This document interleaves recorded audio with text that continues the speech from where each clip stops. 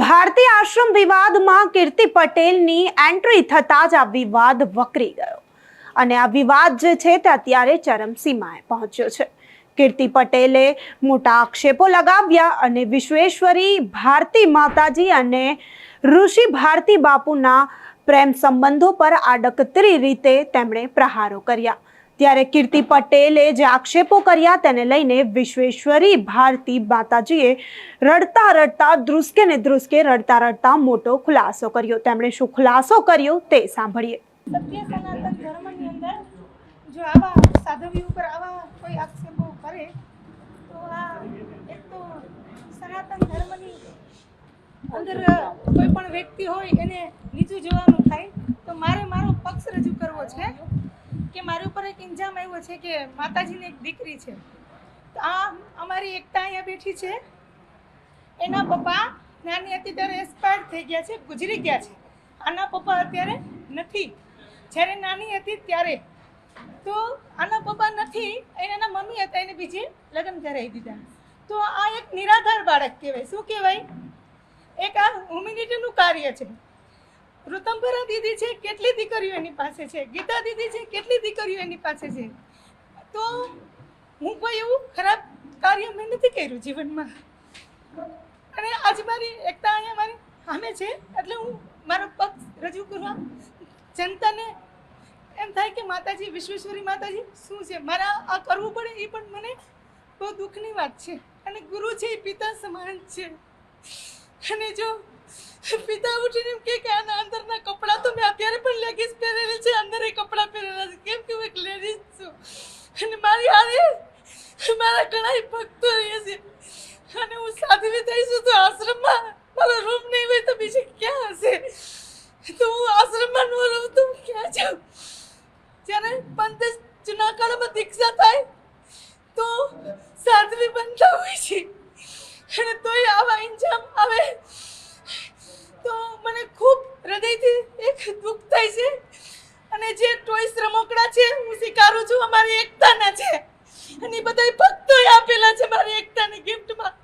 અને મારી હારે બીજી પણ છોકરા નાના નાના હોય છે. તો હું કોઈ ખરાબ કામ નથી કરી રહી. જેના મા બાપ ન હોય એ આશ્રમમાં જ મોટા થતા હોય. સીતાજી હતા તો નાના નાના લવકુશ મોટા થતા હતા. તો આશ્રમમાં બાળકો તો હોવા જોઈએ. એ કોઈ મારું ખરાબ કામ નથી.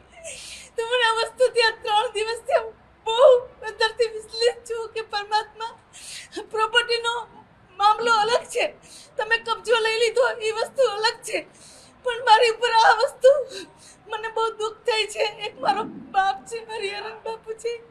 બાપ ઉઠીને દીકરીના કપડાની વાતો કરાવે, કેટલું રેટ છે. હું બીજું કાંઈ કોઈને ન કહો, તો બધું મારી એકતા છે. મને જ્ઞાન આપું છું. એકતા હરિગીરી નંદની બોલ મારતી કોઈ એક મસ્ત બોલશે, તમે સાંભળજો હું કેવો સંસ્કાર આપું છું. બોલો. હરિગીરી નંદીને નંદિત મેદિને વિશ્વ વિનોદિને નંદનુદે ગિરિવર વિંધ્યસે રોદિને વાસિને વિષ્ણુ વિલાસિને દિષ્ણુનુદે ભગવતી હેસિતિ કંડક ધુમ્મને ભૂરિક ધુમ્મને ભૂરિકતે જય જય હે મહિષાસુર મર્દિને અમ્યક વર્ધિને સૈનાસુદે. બોલો નમો. ઓમ નમઃ પાર્વતી પદે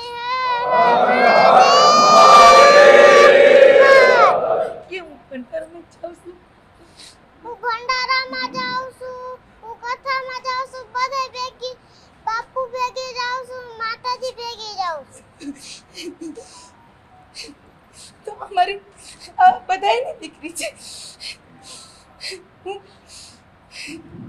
જે રીતે તમારા રૂમમાં જે મહિલા ગઈ હતી અને બધી વસ્તુ બતાવતી હતી એના વિશે આપનું શું કહેવું? મારે કોઈને કઈ નથી કેવું. આ રીતે જવું બી ખોટું છે ને. એ તો બધા. અને એક બીજી વાત કરું કે આના સર્ટિફિકેટમાં આવે છે વિલાસભાઈ પ્રકાશભાઈ ગીડા. તો મારું નામ પણ પુરાણું નામ એ છે અને આની મમ્મીનું નામ પણ પુરાણ બોલું છે. એટલે એ લોકોને કદાચ એવું થયું હોય. પણ કાંઈ પણ કાર્ય કરો, કોઈ પણ વ્યક્તિ માટે તમે વિચારીને કરો. અને હું તો એવી ઈચ્છું છું કે હું આવા બાળકો કેટલાય સાચવું, એવું મને અંદરથી પ્રાર્થના છે. આ તો બધાય ના કહેવાય. જેના મા બાપ ન હોય એના સંતોના આશ્રમમાં મોટા થતા હોય. મને બહુ દુઃખ થયું છે જિંદગીમાં.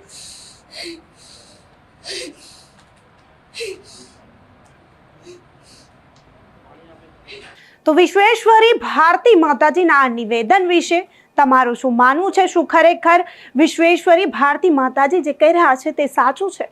કેમ કે કીર્તિ પટેલે જે આડકતરી રીતે તેમના પ્રેમ સંબંધોને ખુલ્લેઆમ પ્રહારો કર્યા, આક્ષેપો કર્યા, તેને લઈને પણ તમારું શું માનવું છે? તેને લઈને વિશ્વેશ્વરી ભારતી માતાજીએ જે ખુલાસો આપ્યો, અત્યારે જે પોતાનું નિવેદન આપ્યું, તેને લઈને તમે શું માનો છો? અમને કમેન્ટ કરી ચોક્કસથી જણાવજો. તથા અમારી ચેનલ નિર્ભય ન્યૂઝને લાઇક, શેર અને સબસ્ક્રાઇબ કરવાનું ભૂલશો નહીં. આભાર.